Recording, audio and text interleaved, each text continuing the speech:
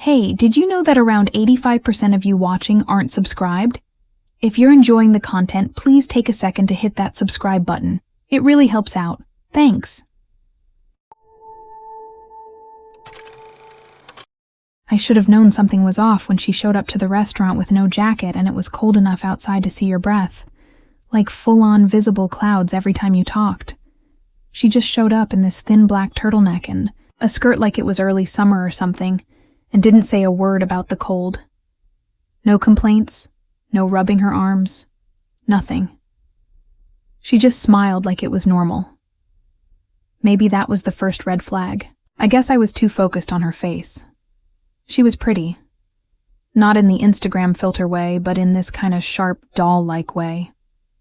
Her eyes were big, pale blue, and always wide open like she was surprised or seeing something no one else could. And her voice was super soft, like she barely pushed air through it.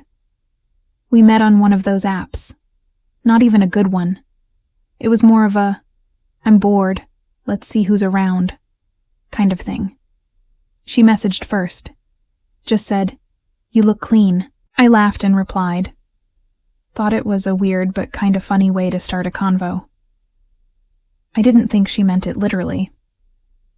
So we meet at this small Japanese place tucked into a strip mall. Real low lighting, lots of wood paneling, kinda cozy but cramped. We get a little booth in the back, and she sits directly across from me. Doesn't even glance at the menu, just keeps her eyes on me the whole time, like fully locked in. I start, talking about work, like trying to fill the space. She nods sometimes, but never interrupts. Doesn't check her phone. Just stares, blinking real slow. Food comes and she doesn't eat much. Just picks at the rice. I'm starting to think, maybe, she's not into me and I'm wasting both our time. But then something really weird happens. Halfway through the meal, she drops her napkin or says she does. She bends down under the table, disappears under the tablecloth. I think she's just grabbing it, maybe adjusting her bag or something, but she stays under there for like 20 seconds. That's a long time. Long enough for me to say, "You good down there?" and kind of laugh, thinking she's gonna pop up giggling, or maybe embarrassed. She doesn't come back up right away. Instead, I feel this warm breath near my foot, and I freeze. Because there's no doubt. Something is near my foot. And then I feel fingers. She touches the side of my shoe, like slowly, almost curious. I lift my foot a little, just instinctively, and she grabs it lightly, like holding it. In place, I lean forward and say her name, low, hoping she hears me without making a scene. She finally pops back up, brushing her hair behind her ear, smiling real casual, like nothing just happened. And I laugh a little because what else do you do? She doesn't say anything about it, just picks up her chopsticks again and hums a bit. But now her eyes are darting down, toward the floor. I try to keep things normal, ask her if she wants dessert. She says no, but tells me my shoes are really calm, like that's the word she uses. Calm. I ask what she means and she says the color, the shape, how they've molded to me. That they fit my scent. At that point, I should have called it. Should have just paid the bill and left. But I didn't. Because I was curious. And honestly, a little freaked out, but not enough to walk. Sometimes your brain doesn't catch up to your instincts right away. You know? So I sit there, awkward. And she leans forward, whispers that if I take them off, she can tell me more about who I am. Says she's sensitive to grounding aromas. I don't even know what that means. And before I can say anything, she leans under the table again and starts untying my left shoe. I pull my foot back quick and she looks up at me like I just slapped her, like actually hurt. Like I broke some invisible agreement. And then, she starts apologizing real quiet, over and over, like whispering, "Sorry, sorry, sorry," with her eyes wide and watery. I feel like a jerk now, so I try to play it off. I say, "It's fine. I just wasn't ready, trying to make her feel better. And then she asks again, says I don't even have to take them both off. Just one. She just wants to know what my toes carry. And when she says it, she touches her lips. At this point, I'm trying to figure out if I'm being pranked. Like, is there a camera? Is she doing some weird social experiment? She's so serious, though. Her hands are shaking a bit now, like she's trying to hold something in. I don't know why, but I actually start untying my shoe. Maybe because I wanted to see what she'd do. Maybe I wanted to believe this was some joke that had a punchline. I slide it off and set it next to me. She doesn't wait. She dips down again, real fast this time, and grabs it. Not the shoe. My foot. Both her hands. And she holds it close, to her face like it's a flower or a hot mug. I feel her breathing it in. Long, deep breaths, and then she starts smiling with her eyes closed. I sit there frozen, like, what the hell am I watching right now? She starts muttering something, like really low. I can't make out the words, but it sounds like she's praying, or maybe chanting, and then she starts gently pressing her thumbs into the arch of my foot. I yank it back. Finally. Instinct kicks in. I put the shoe back on and tell her I need to go. She doesn't stop me. She just sits back, hands in her lap, looking disappointed, like I ruined something perfect. She says, super calmly, "You smell like static and warm paper." And then thanks me for letting her try. I leave. Don't even look back. Later that night, I check my phone and she's unmatched me. Her profile's gone. Like, completely. I try searching her username. Nothing. I check the app the next day. Still nothing. No record of our convo, no matches. A week later, I open my closet and my shoes are gone. Just that pair. Nothing else touched. Door was locked. No signs of anyone coming in. But they're gone. Never wore them again after that night anyway. Every time I looked at them, I could still see her eyes, wide, still, grateful. Like she saw something in me that no one ever should.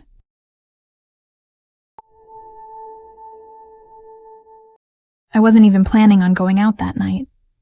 I had one of those headaches that feels like it's sitting right behind your eyes, and my jeans didn't fit right. But I told myself I'd cancel on too many people lately. And Dustin had been texting me for a week straight. So I just went. I don't know why I said yes to bowling. It's not even my thing. But he seemed normal in the messages, maybe even funny sometimes. His bio said he was into late nights, cold pizza, and competitive energy, which honestly sounds like a guy who yells during board games, but whatever. He picked this weird old bowling alley just outside town, the kind that still has those plastic, molded seats and faded posters from the early 2000s where people are high-fiving with bad haircuts. The floor felt sticky in some places. There was this smell too, like someone spilled a strawberry soda years ago, and it just became part of the air. I got there early, just to mentally prepare myself. He showed up exactly 10 minutes late, walking in like he owned the place. He had that energy. Big grin, backward cap, loud voice. I knew the second he opened his mouth that he was gonna be a lot. He didn't ask how I was or anything. Just came, in talking about how he hadn't bowled in a while, but used to be pretty sick at it. I fake laughed. He ordered nachos before even getting shoes. When he asked what size shoe I wore, he raised his eyebrows like it was some weird joke I was supposed to get. I gave a polite smile and looked away. I already kinda wanted to go home. We got lane 7. The scoreboard was glitchy and kept changing. Our names to Dust Dog and Lady. He thought it was hilarious. He kept calling me Lady in this fake announcer voice every time it was my turn. First frame, he nearly fell over throwing the ball too hard. He was one of those guys who doesn't roll it. He hurls it like he's trying to break something. About 10 minutes in, It's clear he's not actually good. But he keeps acting like he's just warming up. Every time he messed up, it was because of something else. The floor was slippery. The ball was chipped.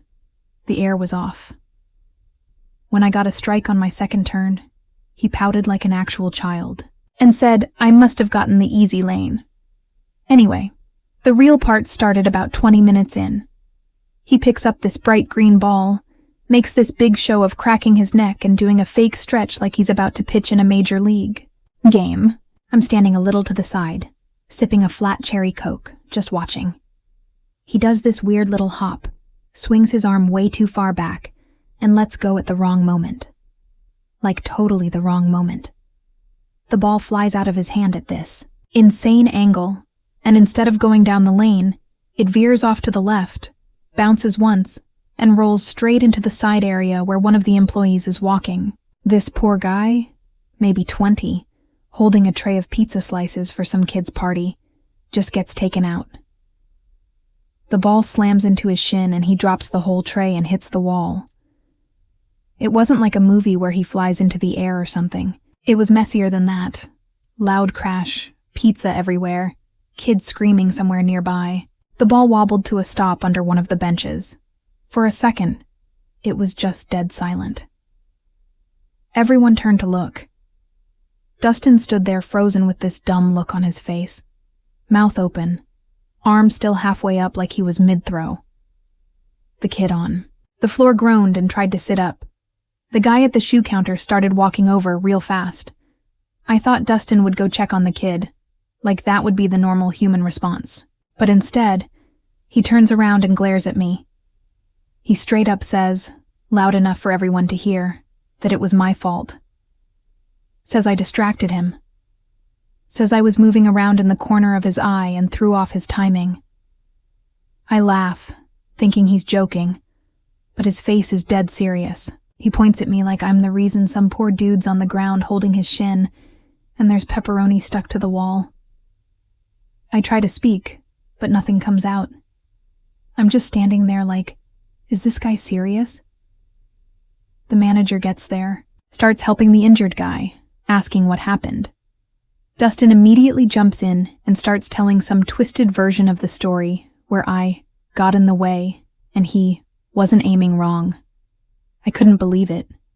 He just kept talking. Like if he said it confidently enough, people would believe him. He had this wild look in his eye, too. Like he genuinely believed what he was saying. Or needed to. They call someone from the back. I'm guessing security or maybe a first aid person. They end up shutting down lane 7 and telling us to wait by the desk while they figure stuff out. I try to leave and Dustin actually grabs my arm, not hard, but firm, and tells me not to go yet because we should have the same story. I pull my arm away and walk straight to the parking lot. As I'm leaving, he yells something like, "Guess you can't handle a real man." I don't even look back. Just keep walking. I get to my car and sit there for a bit because my hands are shaking. Not because of fear, more like this strange mix of anger and disbelief. Like, what just happened? Later that night, he texts me. No apology. Not even close. He says, "You were hot, but you messed up the vibe," and then sends a crying, laughing emoji. I block his number. A week later, my friend tags me in a post. It's from the bowling alley's Facebook page. They posted about a minor accident involving misuse of equipment, and the comments are full of locals joking about some guy trying to bowl sideways. No names mentioned. But one of the photos shows lane 7, and if you zoom in, you can see a smear of cheese on the wall. I never went back there. And every time someone suggests bowling for a group hangout, I come up with an excuse.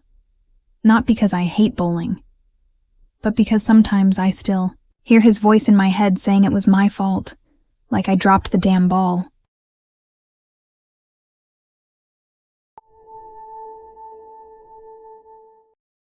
If you told me back then that a spilled drink and a stare down in the dark would somehow tie me to a stranger for 4 years, I would have laughed and kept scrolling.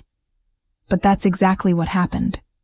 And it started in the worst movie theater in the city. The kind where the carpet's permanently sticky and the speakers rattle during quiet scenes.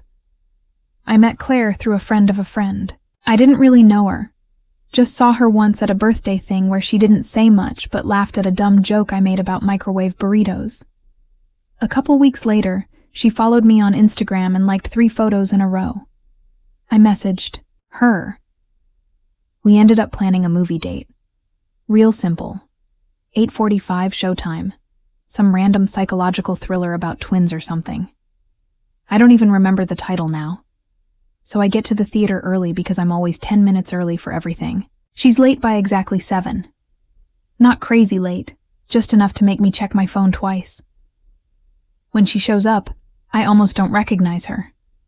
She's wearing this oversized hoodie with the hood up, and her eyes are darting around like someone's chasing her. When I say hey, she jumps a little and pulls the hood down. Smiles, but not with her eyes. I don't ask anything. Maybe she had a bad day. We get snacks. She gets a giant soda and nothing else. Says she's not hungry. I get popcorn. I end up eating by myself. We find our seats, second row from the back, right side. Not ideal, but the place is half full already, and I didn't want to sit too close to the screen. First 20 minutes of the movie are kind of slow. Lots of dramatic music. Characters whispering things that don't make sense yet. Claire hasn't said a word since we sat down. Not even a comment or a joke. She's got her arms crossed and her drink sitting in the cup holder like she's guarding it. Every now and then she glances toward the entrance. Just quick little looks. I lean a little closer and try to grab her hand. Not in a creepy way or anything. Just gently, like a light touch to see if she's good. The second my fingers brush hers, she yanks her arm back like I shocked her. And the soda, this massive, heavy thing, tips over and dumps straight into the lap of the guy sitting in front of us. At first, there's just a weird silence, like the moment before thunder. Then the guy stands up fast. He's tall, stocky, probably late 30s and drenched. His whole lap is soaked, and there's ice all over the floor. He turns around slowly and just stares at Claire.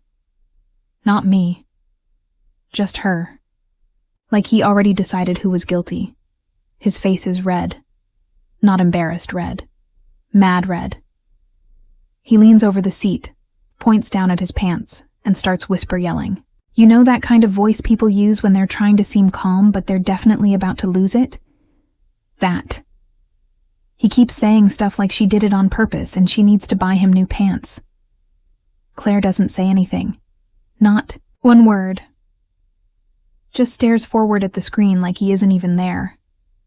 I step in and tell him it was an accident, that he needs to relax. The guy's eyes snap to me and he starts going off louder now, drawing attention from people around us. One of the employees shows up with a flashlight and asks what's going on. I say again it was a mistake, and that we'll pay to get his stuff cleaned or whatever. Claire still hasn't moved, hasn't looked at either of us. The guy calms down a little, but only because people are watching. He mumbles something under his breath, throws his hands up and walks out. Claire finally turns her head, slow, like she's rebooting. Her face is blank, but her hands are shaking. She picks up her empty cup and stares at it like she doesn't know what it is. I ask if she wants to leave. She just nods once. We walk, out before the movie even hits the halfway point. I try to laugh it off, make a joke about cursed drinks or how I'm banned from theaters now. She doesn't laugh. She just keeps looking over her shoulder. Outside, she finally talks. Not much, just that she's sorry, that it was her fault. Her voice is quiet, like she doesn't want someone to hear her. I ask her what's going on, if that guy was someone she knew or something. She hesitates for a second, then says he's her husband. I don't even know how to react to that. I just stare at her, waiting for her to say she's joking. She's not. She tells me they've been married for 4 years. Says he's been following her for weeks, trying to catch her on a date so he can make her come back. That's how she puts it. I ask why she didn't tell me. She just says I wouldn't have gone out with her if I knew. She's right. I offer to drive her home, even though my brain's telling me to walk away from this and never look back. She says she doesn't live anywhere right now, just staying with a friend's cousin across town. When we get to the car, she doesn't want to get in until she checks the back seat. She opens the door slow, shines her phone flashlight in like she's done it 100 times. She falls asleep in the passenger seat 5 minutes into the ride. Just gone, like she hadn't slept in days. I drop her off and she doesn't ask me to come in or anything. She just says thanks and walks to the door real fast. Before she goes in, she turns around and asks if I'm still going to text her. I nod, not really sure if I mean it. I do text her later, mostly because I couldn't stop thinking about the guy's face when he looked at her. It wasn't surprise. It wasn't like he stumbled into her on accident. It was recognition. He looked at her like she belonged to him. After that night, she stopped posting online. Her account went private, then vanished. I never saw her name pop up again. Sometimes when I'm at a gas station or getting coffee, I think I see her. Always with a hoodie on, head down. Once I followed a girl into a grocery store because I was sure it was her. But when she turned around, it wasn't even close. And every time I go to the movies now, I skip the second row from the back. Not because of bad memories, but because I'm half expecting that guy to turn around again. Same look, same pants, same stare.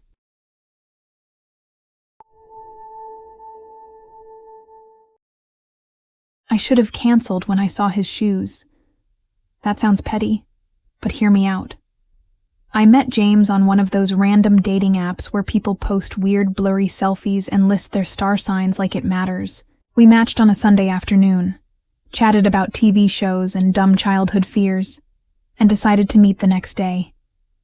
He seemed normal enough through text. Maybe a little dry, but I told myself he was just chill. He picked this little burger place, a few blocks from my apartment. Not fancy, not loud, just kind of dim and greasy, which worked. I got there first and grabbed a booth near the back. He came in right on time, which honestly impressed me for a second, until I looked down and saw the shoes. They were these beat-up white sneakers with what looked like dried mud, crusted into the sides and laces that had been retied so many times. They were more knot than string. Not a deal-breaker, but something about them felt off. Like someone tried to scrub them clean but didn't care enough to finish. It stuck in my head more than it should have. He sat across from me, smiled like he'd rehearsed it in a mirror, and ordered a root beer and onion rings. We talked about random stuff. Music, jobs, dumb coworkers. The convo was okay, but he kept glancing around the room like he was waiting for someone to interrupt us. He'd answer questions but didn't ask many. And every time I looked away, even just to grab a napkin, I'd catch him staring at me when I looked back. Not in a cute way either. In a quiet, calculating way. Like he was trying to figure something out. Still, I let the date go on. I don't know why. Maybe because I hadn't been out in a while. Maybe because I didn't want to be rude. He didn't say anything super weird. Just had this low-energy awkwardness that made everything feel slightly tilted. Like walking on carpet with one shoe off. Toward the end, he asked if I wanted to keep hanging out. I said sure. I didn't want to go to a bar or anything, and he didn't suggest anything specific, so I just offered to chill at my place for a bit. Casual, nothing serious. Just hang out, watch a movie, maybe talk more. He nodded like he'd been hoping I'd say that. My place isn't anything fancy. 1 bedroom, slightly crooked shelves, and a fridge that buzzes when you close it too hard. The second we walked in, I felt weird. Not because of him, but because the air felt heavier.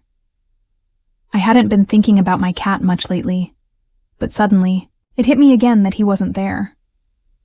My cat, Lenny, had died 2 weeks before.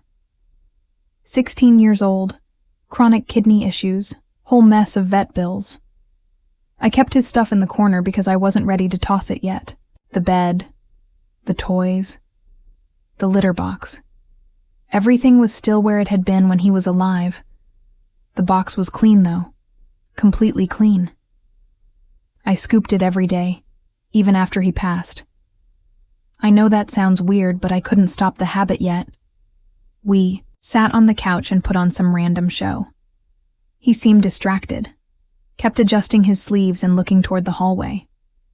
I figured maybe he had social anxiety, or just didn't know what to do in someone else's space. Then he asked if he could use the bathroom.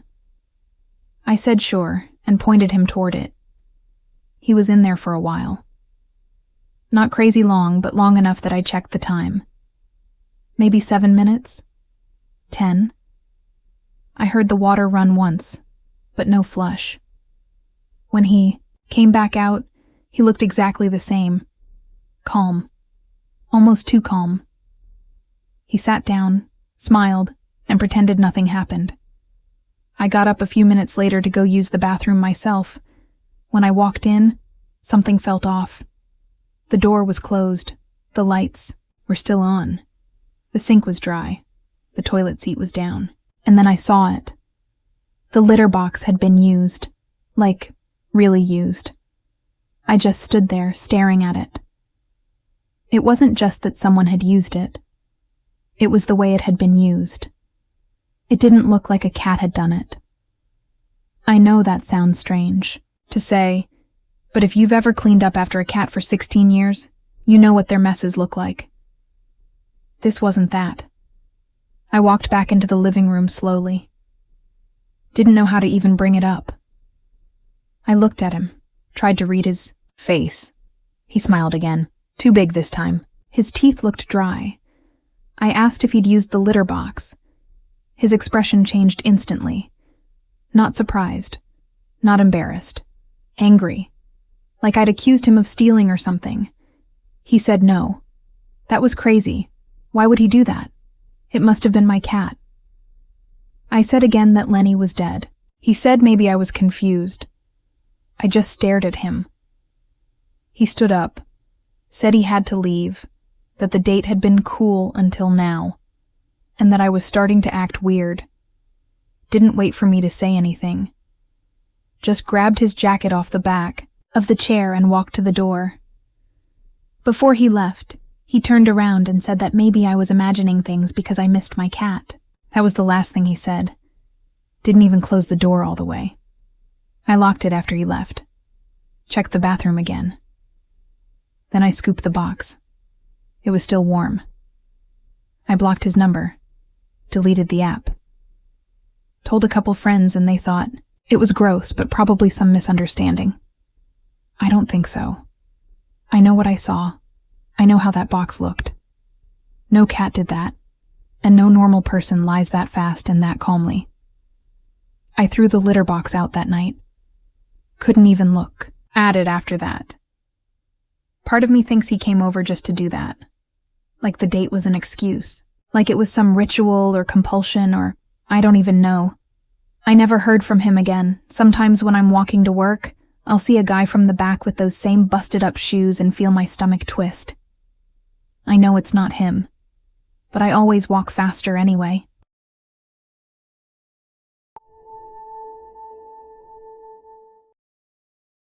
I swear this was the last time I let a filter trick me.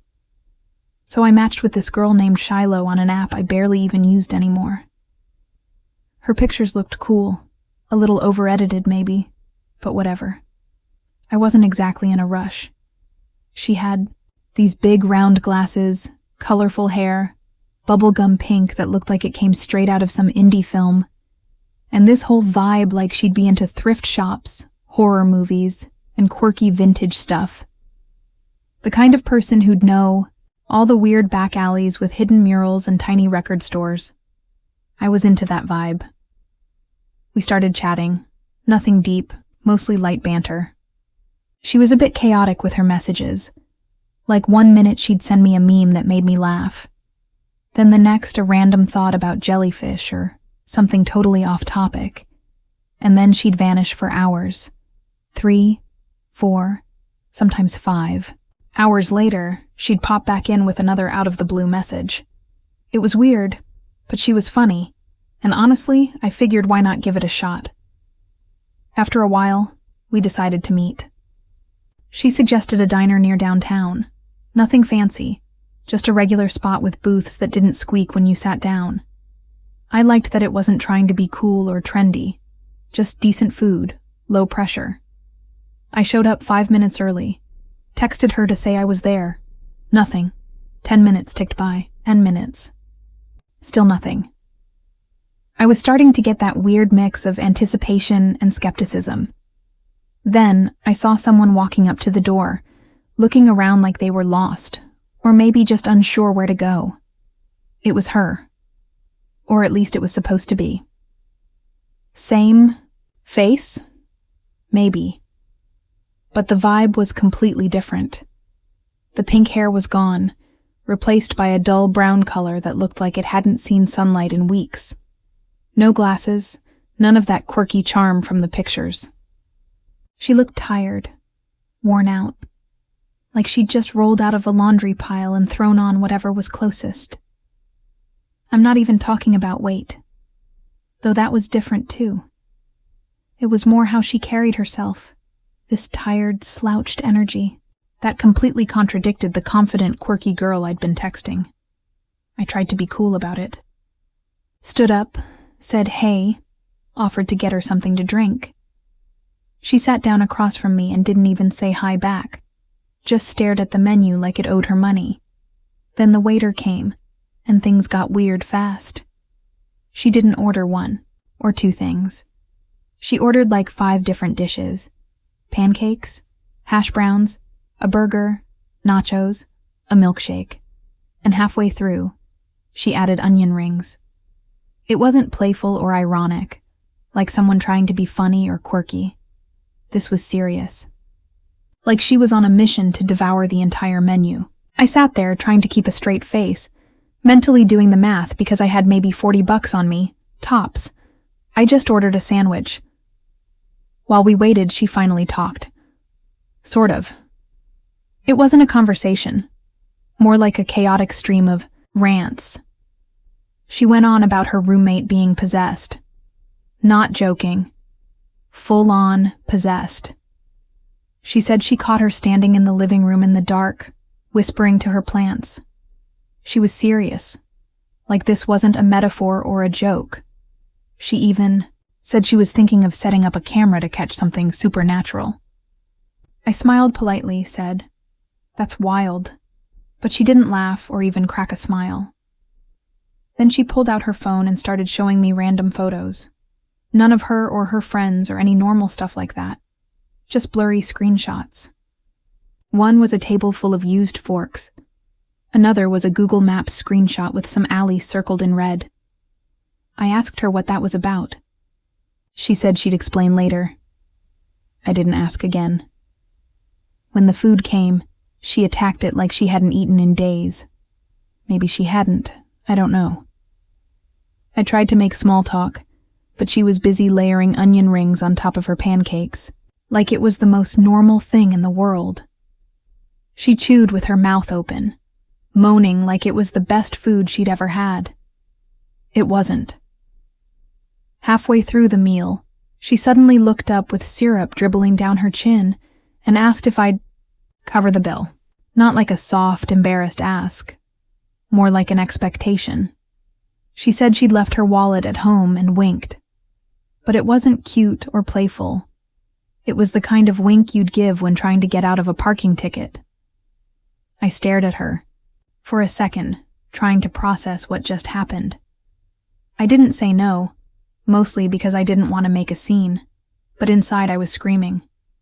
She kept eating, completely unbothered, and by the end of it every plate was almost licked clean. Then she leaned back in the booth, unbuttoned the top of her jeans, and said something about feeling like she could finally breathe again.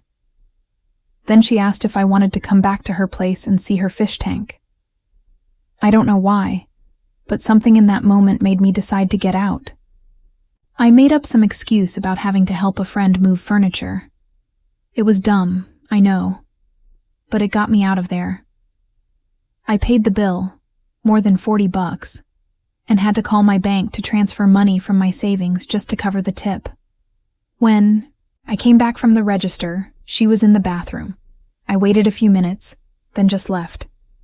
I don't know how long she stayed in there, and honestly, I don't care.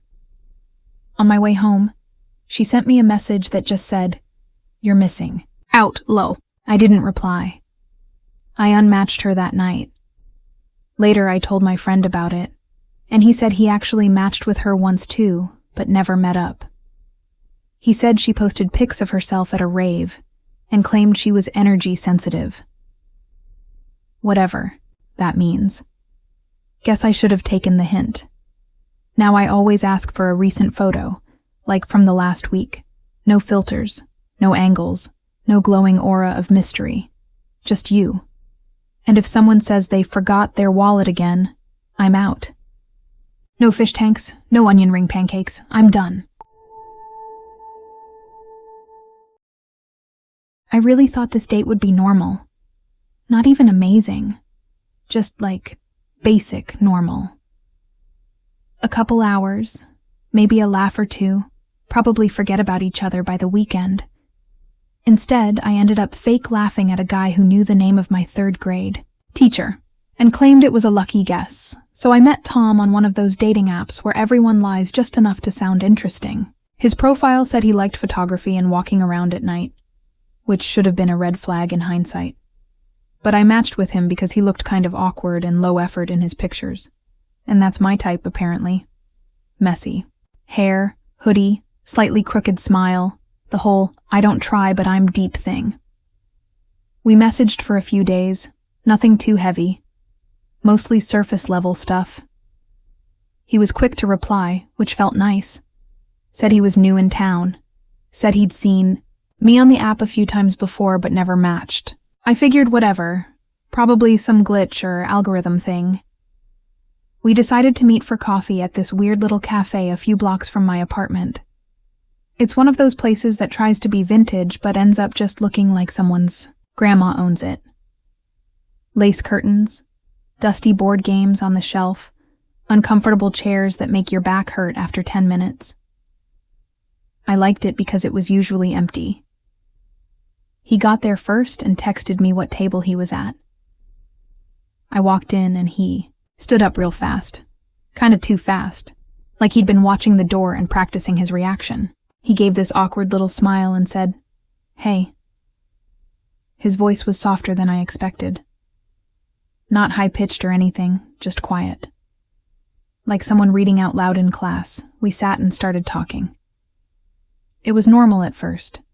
He asked about my day, told me about a weird guy he saw on the train, made a few dumb jokes. Then things started to feel off. Not in a screaming, runaway kind of way. Just subtle stuff.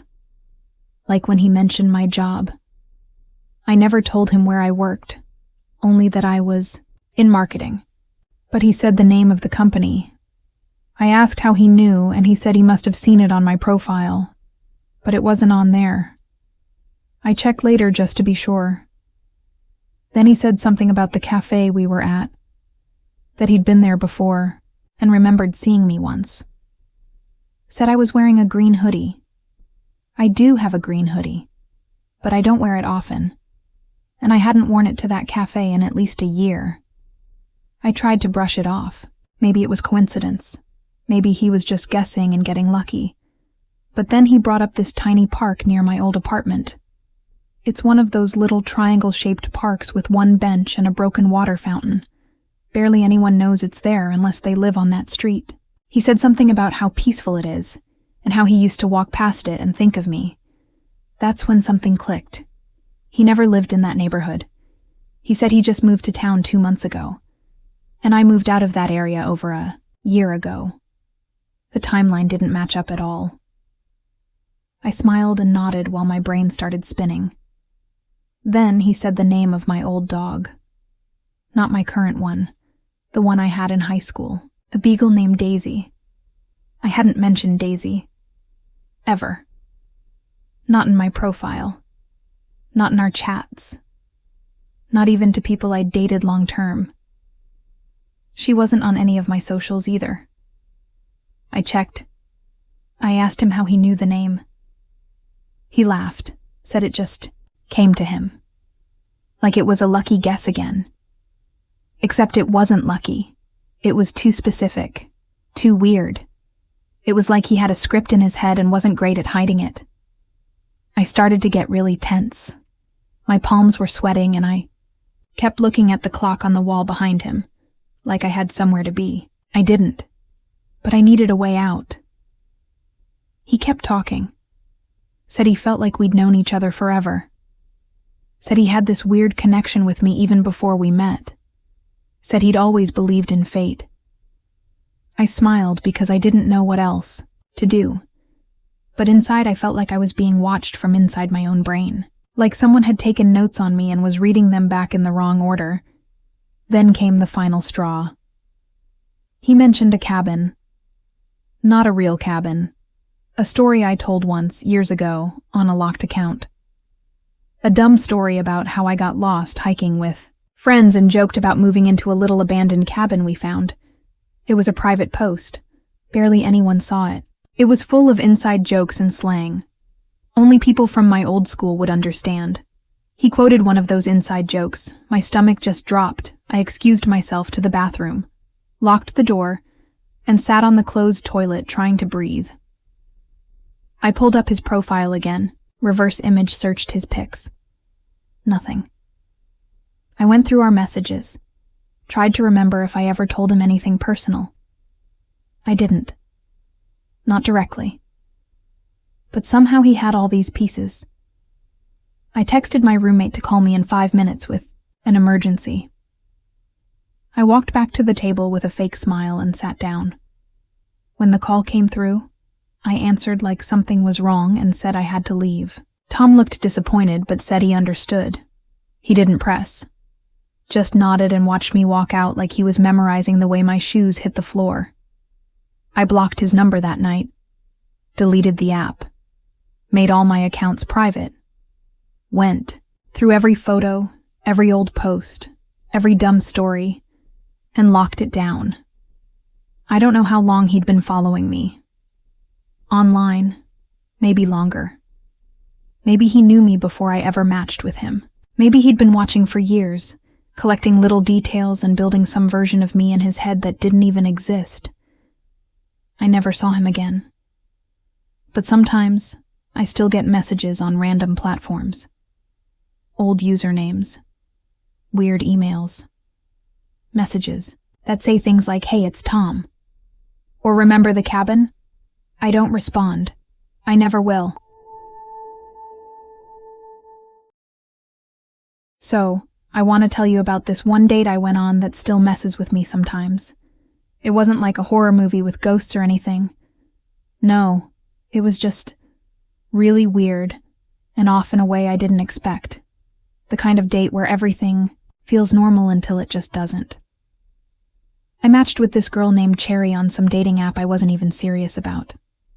Her pics were cool, kind of retro with those grainy filters, and she looked chill, like the type who listens to old records and drinks black coffee at weird hours. She told me right away she was actually gay, but her mom made her go on this date. Sounded honestly kind of sad, but also kind of funny. Like, here she was, going through the motions, maybe hoping I'd get the hint and just leave her alone. But I wasn't one to bail on a date right off the bat. We decided to meet at this weird little cafe that looked like it hadn't changed since the 80s.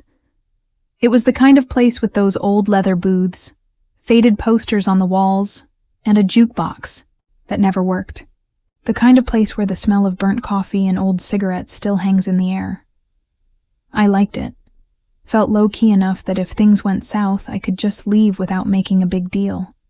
So I get there early, and Cherry shows up a bit late, like 10 minutes or so. She looked different in person, less like the photos, kind of tired and way quieter. No big smile, no jokes, just this almost blank expression. We sat down in a booth by the window, and for a while, neither of us said much. I figured, okay, maybe she's really just not into this whole thing. The waiter came by, took our orders, simple stuff, just coffee and some fries. And after that, Cherry started talking. But not about anything normal. She told me about her mom forcing her into this date thing like some kind of weird punishment or project. Said her mom was super religious and didn't want her lifestyle messing things up. She said she was into girls, always had been, but felt stuck in this role she didn't want. Honestly, I was just listening, trying not to make it awkward. I felt kind of bad for her. She wasn't being dramatic, just tired, like carrying a weight I couldn't see but was there. Then things got strange. She started telling me about this room in her house. A spare room her mom kept locked up. Said she never really saw inside it, but had heard strange noises from there. Weird scratching, whispering even. Cherry wasn't joking or trying to freak me out. She sounded genuinely freaked herself. Said once she peeked through the crack under the door and saw something that made her stop cold. Wouldn't say what, just that it was not right. I asked if it was like a pet or something, and she just shook her head and said no, more like a secret she wasn't ready to share. By now I was feeling a little creeped out, but also kinda intrigued. She looked at me and said she felt trapped, like her mom controlled everything, even her identity. Said this date was part of some normal life act her mom wanted to keep up.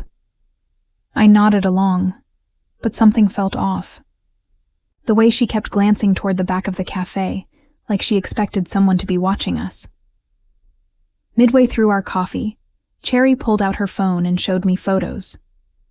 Not selfies or anything cute, but pictures of locks, chains, and weird symbols scratched into walls. Some were from old houses she said she'd been to as a kid.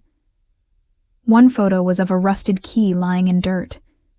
She said these were clues, pieces of a puzzle her mom was obsessed with. Said she thought her mom was hiding something bad, something old, and dangerous. I was getting this sinking feeling, like I was in a movie where the creepy part sneaks up slow, and then bam. Cherry then said she wanted to show me the real stuff, said she could take me to that locked room after the cafe closed. I joked like, yeah, sure. But inside, I was scrambling for an excuse. This was way beyond anything I was ready for. Then, out of nowhere, she started whispering about how her mom always watches her through the security cameras around the house.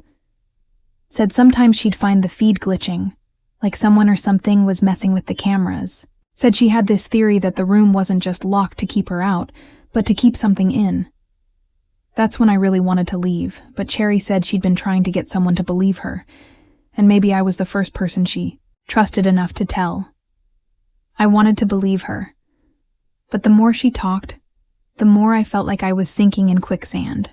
Like if I left now, something would crawl right out of those stories and grab me. So, when the cafe started closing, Cherry asked if I wanted to come with her. She said we could see for ourselves. The way she said it didn't have excitement or fear. It was like she'd already made peace with whatever was behind that door. I made up some excuse about early work the next day. She didn't argue much, just nodded and smiled a little. The first real smile I'd seen from her that night. It was weird, but I took it as a sign to get out. On the way out, I noticed the old jukebox still sitting in the corner, silent and dusty. Cherry paused, looked at it, then glanced back at me. Something about her eyes felt different, like a warning maybe. Then she left without a goodbye. Walking back home, my mind kept racing.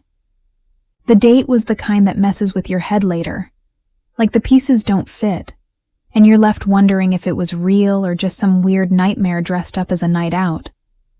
I never heard from Cherry again. Sometimes I think about that. Locked room, the scratches, the whispers, and that weird smile she gave me when I said no to going back. It's like she knew something I didn't, something dark and heavy. And honestly, I'm okay with never knowing.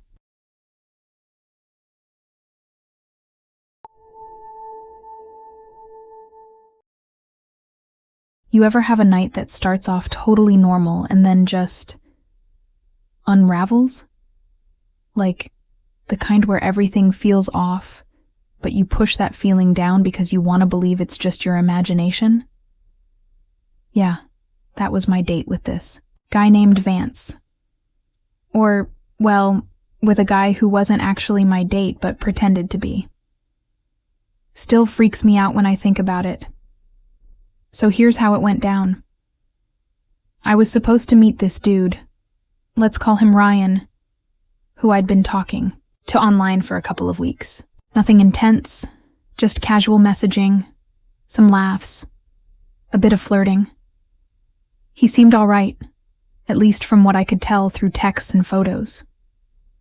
We picked a low-key spot for the first date, a little pizza place tucked away in this neighborhood that felt like it was stuck in the 90s. Brick walls, neon signs flickering in the window, and that weird smell like someone tried to mix popcorn with old smoke. Nothing fancy, but it had character. I got there early, like 15 minutes before. We agreed to meet. Grabbed a corner booth near the window so I could people watch and sip my iced tea. The place was quiet, except for some soft rock playing overhead. I was scrolling on my phone, trying not to look too nervous, when this guy walked in. He didn't look like Ryan at all. Different hair, taller, way more intense energy. But instead of going somewhere else or asking if he was in the right spot, he just came right over and sat down across from me. I froze. Like, I couldn't even speak. It was as if he was expecting me, like we already knew each other or something. He smiled at me. This slow, weird smile that didn't reach his eyes, and said stuff that only Ryan would know. The kind of details you only share over private texts. He talked about a song I mentioned loving, a stupid story about a dog I'd told Ryan, even the name of my favorite coffee shop. It was creepy as hell. But what really threw me off was how calm and sure he was, like he wasn't faking or nervous. He acted like this was normal. I kept looking around, half hoping the real Ryan would walk in and explain whatever the hell was going on. But no one came. It was just me and this guy pretending to be someone else. The waiter showed up, and Vance waved him off with a look like, "I got this." He ordered for both of us without even asking what I wanted. Just coffee and some fries. I sat there feeling frozen, trying to figure out what my move was. Part of me wanted to get up and leave, but another part kept me glued there, like I was stuck in some bad dream I couldn't wake up from. Then Vance started talking about things that made no sense. He rambled on about secret groups, hidden messages, in old buildings, people watching me who I didn't know about. Said things like, "They don't want you to know the truth," and "You're closer than you think." It was like he was reading from a script only he understood. I kept nodding, even though none of it clicked. I just wanted to get through the night without losing my mind. At some point, he pulled out this folded-up piece of paper. It was covered in weird scribbles and symbols, like a treasure map crossed with something out of a horror movie. He said it was a map, but he didn't say what it was for. The way he looked at me, it felt like he wanted me to know, but also wanted to scare me just a little. I started feeling dizzy, like the air was thicker, or maybe I was just realizing how trapped I was. Vance said something about being sent to watch me, to keep tabs on what I was doing. Said he wasn't actually Ryan, but had to pretend to be for a while, like it was some kind of mission or game. I tried to tell myself it was a joke gone wrong, but his eyes told me otherwise. It was too real. When he got up to go to the bathroom, I nearly bolted. I pulled out my phone, tried calling Ryan, texting him frantically. Nothing. The silence on the other end was louder than any sound in that room. I checked my messages. No replies, no read receipts. Just nothing. Vance came back, and everything changed. His smile got wider, like he was enjoying whatever twisted thing was happening. He sat down, leaned forward, and whispered about the meeting and how they were waiting. I didn't want to hear it. I just wanted out. So I stood, up, ready to leave, but he stopped me with that smile again. Said something like, "This isn't over." But not in a threat. More like a promise. The kind of promise that sticks with you because you know it's true. I left the pizza place and didn't look back. I never heard from Ryan again. I still have no idea if he was ever real or if Vance was just some creepy stranger playing a part. Sometimes when I'm alone, I swear I see a shadow in the corner of my eye, like someone watching me just out of sight. And that's the thing. It wasn't some movie monster or ghost. It was a person, pretending, waiting, knowing way more than I ever wanted. Makes you wonder how many times this happens to other people, right? How many dates are just strangers with dark plans? So yeah, that night still haunts me. Not because of anything supernatural, but because of how easily someone can slip into your life pretending to be someone else, and you don't even realize it until it's too late. If you ever find yourself in a situation where the person you're meeting knows too much, or things just don't add up, trust that feeling. Walk away. Don't look back. And don't text Ryan. Because sometimes the real date isn't the one you planned. Thank you for watching till the end of the video. Now sit back, relax, and listen to an hour of calming rain sounds.